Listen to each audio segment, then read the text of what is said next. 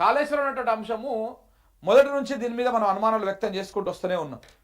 కాళేశ్వరం అనేటువంటి అంశాన్ని ఒక బూచిగా చూపించి ఎన్నికల అస్త్రంగా వాడుకొని ఇటు కాంగ్రెస్ కానీ బీజేపీ కానీ ఎన్నికలకు పోయినటువంటి విషయం మనందరూ తెలిసిందే. అప్పుడు నిరుద్యోగ సమస్య ఒకటి, నిరుద్యోగుల ఇష్యూ ఒకటి, కాళేశ్వరం ఇష్యూ ఒకటి, ఈ 2-3 మెయిన్ టాపిక్స్తోనే ఎన్నికలకు పోయారు.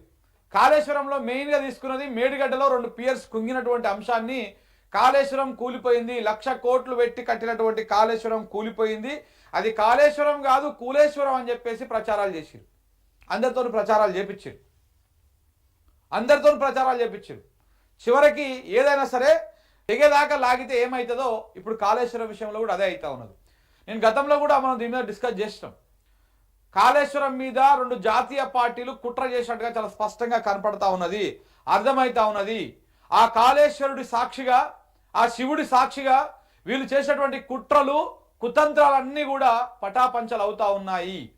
ఎందుకంటే తెలంగాణ రాష్ట్రానికి, తెలంగాణ రైతాంగానికి నీళ్ళు ఇచ్చినటువంటి ప్రాజెక్ట్ ఆ ప్రాజెక్ట్. అది ఏ పార్టీ అన్న గట్టని, ఏ ప్రభుత్వం అన్న గట్టని, దాని వెనకాల ఎవరైనా ఉండని, తెలంగాణ రాష్ట్రానికి రైతాంగానికి నీళ్ళు ఇచ్చేటువంటి ప్రాజెక్టుని దాన్ని మనం బదనాం చేయడము, ఒక బూచెప్పి దాన్ని ఖరాబ్ అయినటువంటి దాన్ని లేకపోతే కుంగినటువంటి దాన్ని రిపేర్ చేయకుండా 2 సంవత్సరాలుగా తాత్సారం చేయడం అంటేనే ఈ రాష్ట్ర రైతాంగాన్ని మోసం చేయడం అన్నట్టది అనేటువంటి అంశాన్ని మనం మాట్లాడుకుంటూ వస్తూ ఉన్నాం.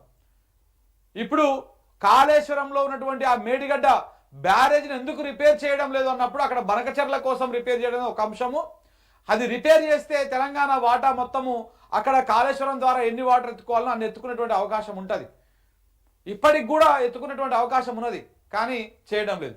అయితే దీని వెనకాల పెద్ద కుట్ర ఉంది అని చెప్పేసి నేను ఆర్ఎస్ ప్రవీణ్ కుమార్ గారు ఆరోపించారు. కాళేశ్వరం పేల్చే కుట్ర జరుగుతూ ఉంది, పేలుళ్ళ వెనక బీజేపీ కాంగ్రెస్ నేతలు ఉన్నారు, ఏదైతే కుంగిపోయిందో దాని వెనకాల కాంగ్రెస్ బీజేపీ నేతలు ఉన్నారు అని చెప్పేసి చెప్తా ఉన్నారు. తెలంగాణ ప్రజలందరికీ అనుమానం ఉన్నది. 2023 అక్టోబర్ 21న భారీ శబ్దం వచ్చినట్టు పోలీసులకు ఇంజనీరింగ్ ఫిర్యాదు చేశాడు. ఒక ఇంజనీర్ ఫిర్యాదు చేశాడు. అసాంఘిక శక్తుల ప్రమేయం ఉన్నట్లు కంప్లైంట్. ఈ కోణంలో ఎందుకు విచారణ జరగడం లేదు? పిల్లర్లకు క్రాక్ రాదని నిపుణులు చెప్తున్నారు. దీని వెనక రేవంత్ రెడ్డి, బండి సంజయ్, కిషన్ రెడ్డిల ప్రమేయం ఉందా లేదా అనేది తేల్చాల్సినటువంటి అవసరం ఉన్నది. ప్రత్యేక సిట్ను ఏర్పాటు చేయాలి. బీఆర్ఎస్ నేత ఆర్ఎస్ ప్రవీణ్ కుమార్ నిన్న మాట్లాడినటువంటి మాటలు ఒక్కసారి ఇక్కడ చూద్దాం. ఇంకొకటి, చాలా మంది ఇంజనీరింగ్ నిపుణులతో నేను చర్చించిన, వాళ్ళు చాలా క్లియర్ గా చెప్తా ఉన్నారు, ఎంత ఘోర ఉపద్రవం జరిగినా పిల్లర్లకు క్రాక్ రాదు, క్రస్ట్ గేట్లకు వస్తే వస్తుంది కానీ పిల్లర్లకు క్రాక్ రాదు అని చెప్తున్నారు చాలా మంది ఇంజనీరింగ్ నిపుణులు.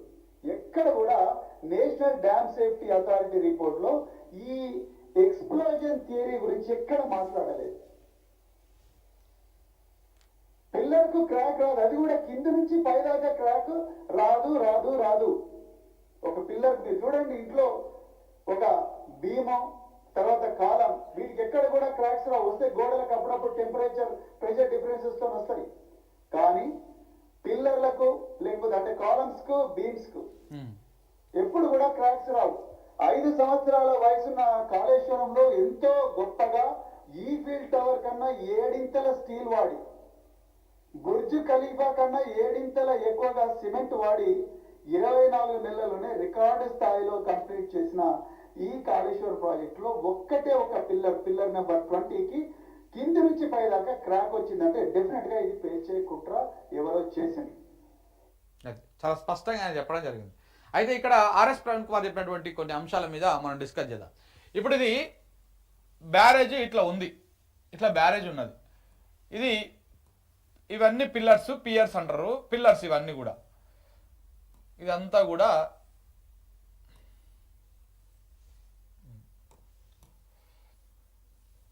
ఇవన్నీ కూడా పిల్లర్స్. ఇందులో ఒక 20వ పిల్లరు 21వ పిల్లరు, ఈ పిల్లర్స్ ఇట్లా పిల్లర్ మధ్యలోకి వెళ్ళి క్రాక్ వచ్చింది. అట్లెట్లా క్రాక్ వస్తుందో అర్థం కాదు. మనము మొదటి నుంచి కూడా దీని మీద అనుమానాలు వ్యక్తం చేస్తూనే ఉన్నాం.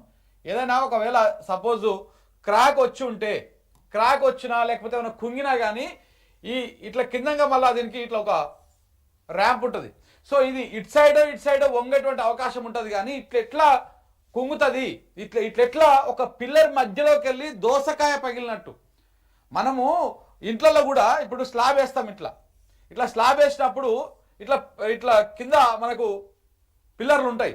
ఆ పిల్లర్లు ఏమైనా క్రాక్ వస్తాయా, లేకపోతే ఈ గోడలు పిల్లర్ మధ్య గోడలకు క్రాక్ వస్తాయా? ఏమైనా అటు ఇటు అయితే గోడలు క్రాక్ వస్తే పిల్లర్లు క్రాక్ రావు.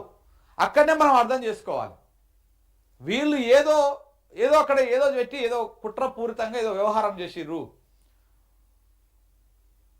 వి ప్రకాష్ గారు ఆరోపించినట్టు చాలా రకాల గ్రానైట్ వేల్చేటువంటి రకరకాల మందుగుండ్లు ఉన్నాయి.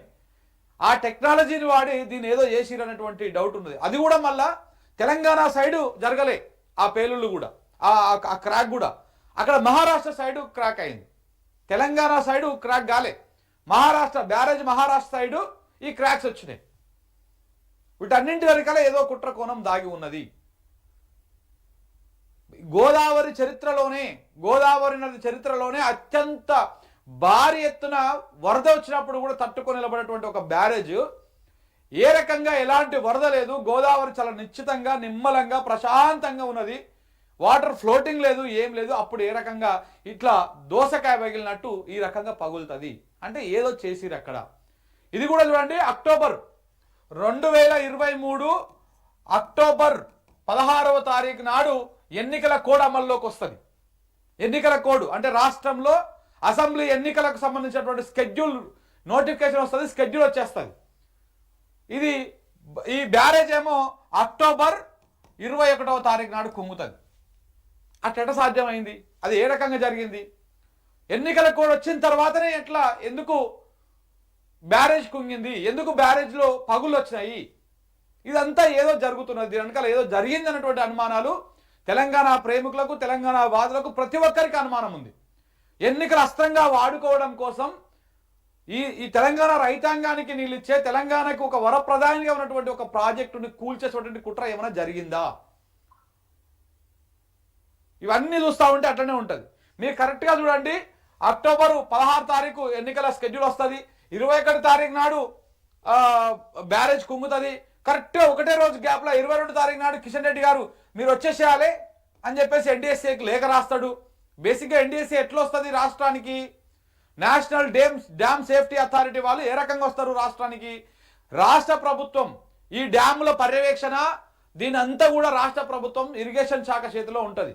ఓఎన్ఎం చూస్తారు దాన్ని. వీళ్ళు చూసిన తర్వాత వాళ్లకు అది కాకపోతే అప్పుడు రాష్ట్ర ప్రభుత్వము ఎన్డీఎస్ఏకి సిఫార్సు చేసి ఒక లేఖ రాస్తే వాళ్ళు అప్పుడు వస్తారు. రాష్ట్ర ప్రభుత్వం పిలవక ముందుకే ఇక్కడికి ఎన్డీఎస్ఏ వచ్చింది. ఎన్నికలు నవంబర్ 29 తారీఖు నాడు ఎన్నికలు ఉంటే ఆ ఎన్నికలకు ఒక నెల రోజుల ముందు రిపోర్ట్ ఇస్తుంది ఎన్డీఎస్ఏ.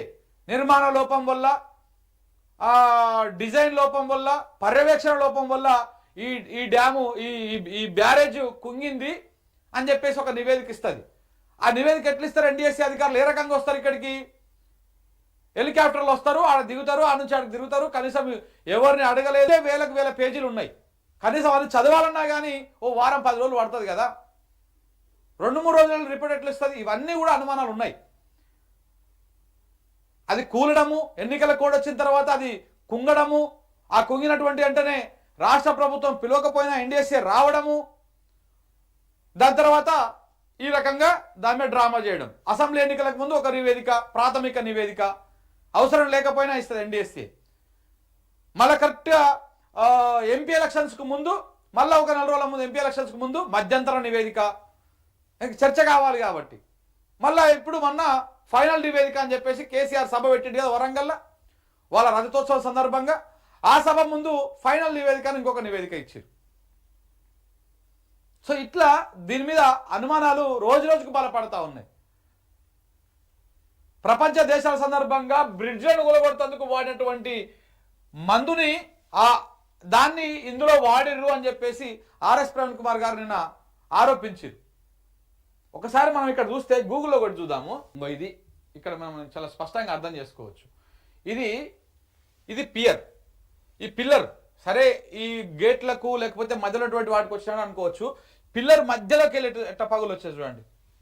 అసలు అది హైలీ ఇంపాసిబుల్. సహజంగా అది కుంగితే అదేదో ఇబ్బంది అయితే దీనికి ఈ రకంగా అయ్యేటువంటి అవకాశం లేనే లేదు. ఇగో ఇక్కడ కూడా, ఇక్కడ కూడా ఇట్లా ఎట్లా అవుతుంది అసలు?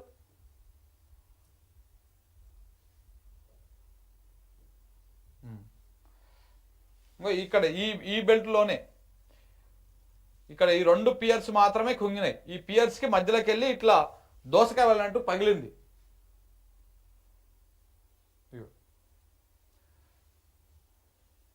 దీని మీద అనుమానాలు ఉన్నాయి. సో ఇదే అనుమానాలు వాళ్ళు వ్యక్తం చేస్తూ ఉన్నారు.